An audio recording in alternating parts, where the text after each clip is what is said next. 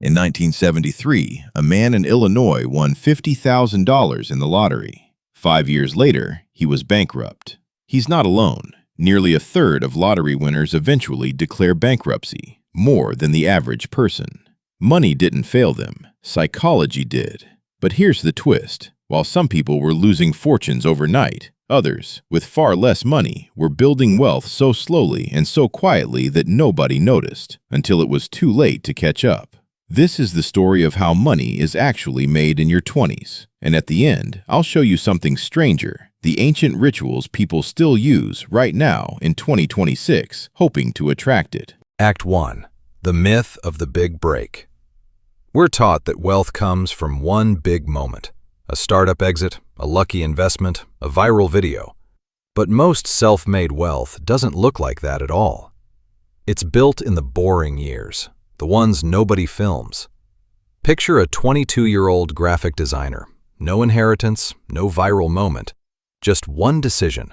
Every month, before spending anything, a fixed percentage went straight into an index fund. Untouched, boring, automatic.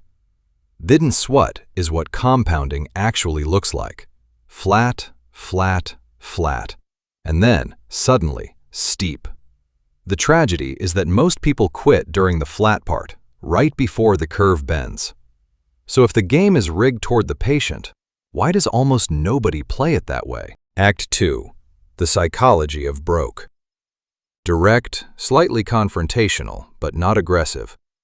Here's an uncomfortable truth. Most financial failure isn't a math problem. It's an identity problem. Psychologists call it the hedonic treadmill. You get a raise, you feel richer for about 6 weeks. And then your new spending becomes your new normal. You're not further ahead. You're just running faster on the same treadmill. This is why some of the highest earners in the world still live paycheck to paycheck, and why some modest earners quietly retire early. The gap isn't income, it's behavior. Now here's the part that should scare you a little. Every financial decision you make in your 20s is being watched, not by other people, by your own brain. It's building a default setting for how you'll handle money for the next 50 years. That's why your 20s aren't really about how much you earn. They're about which version of yourself you're training. Act 3. The 5 real paths. Skill before salary. The biggest asset you own at 22 isn't your bank balance. It's your learning speed.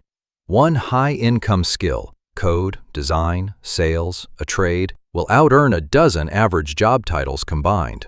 The side door, freelancing, content, small products, not because side hustles make you rich overnight, but because they teach you the one skill school never does, how money actually moves toward value.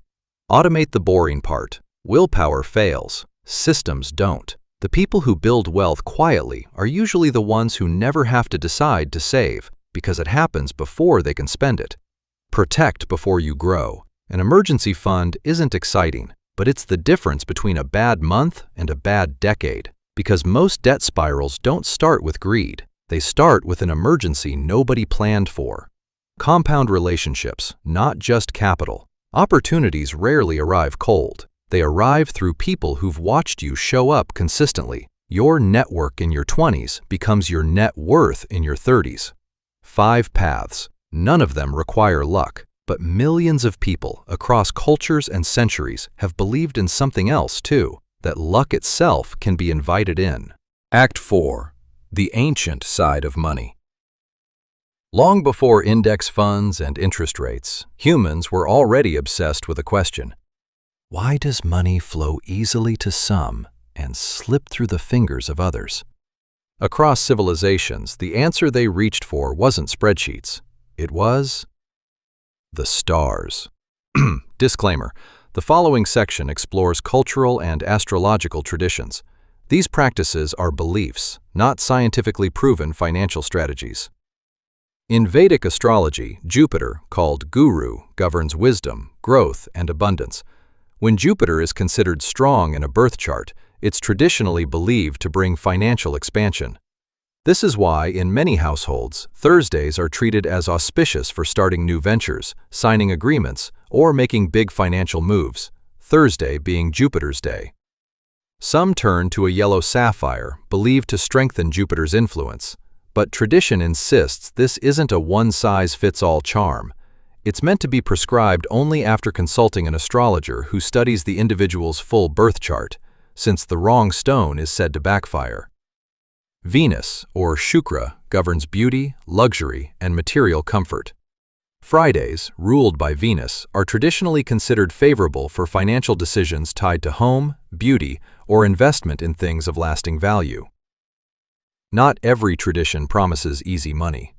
Saturn, Shani, is the planet of discipline and delayed reward. In Vedic belief, Saturdays are set aside not to chase wealth, but to release its blockages, through small acts of donation to the less fortunate, believed to soften Saturn's harsher lessons over time. In Vastu Shastra and Chinese Feng Shui, two traditions developed thousands of miles apart. The southeast corner of a home is independently marked as the wealth zone. Clutter there is believed to trap financial stagnation. Many keep this corner deliberately open, sometimes anchored with a money plant, whose round, coin-shaped leaves are thought to symbolize continuous cash flow. A dying money plant is traditionally read as a warning, not superstition to some, but a daily accountability mirror to others. Neglect one thing and it shows. One of the oldest, quietest beliefs: never let your wallet run completely empty. Many cultures, from India to parts of East Asia and Latin America, treat an empty wallet as an open invitation for empty pockets. A single note or coin is kept back, always, purely as a psychological anchor of enough. In Chinese Feng Shui, a three-legged money frog is placed facing into a room, never toward the door, symbolizing wealth staying inside rather than escaping. Beside it, a laughing Buddha carrying a sack of coins represents contentment as the true precursor to prosperity. Across multiple traditions, the waxing moon, the 2 weeks it grows from new to full, is considered the window to start new financial ventures, sign contracts, or make investments. The logic is symbolic. Begin when things are naturally expanding, not shrinking. Skeptics call these coincidence. Believers call them alignment. But psychologists point to something both sides can agree on. Rituals, even symbolic ones, create consistency. And consistency, as we saw in Act 1, is the real engine behind almost every wealth story that lasts. Act 5. The synthesis. Maybe the real secret was never a choice between discipline and destiny. Maybe it's both. The person who automates their savings and keeps their wealth corner clear isn't hedging their bets on superstition. They're building a life where every corner, seen and unseen, reminds them to take money seriously. Your 20s won't remember the money you made. They'll remember the habits you built. Build those well, and the money, like they say the stars promise, has a strange way of finding its way home. If this shifted how you think about money, subscribe.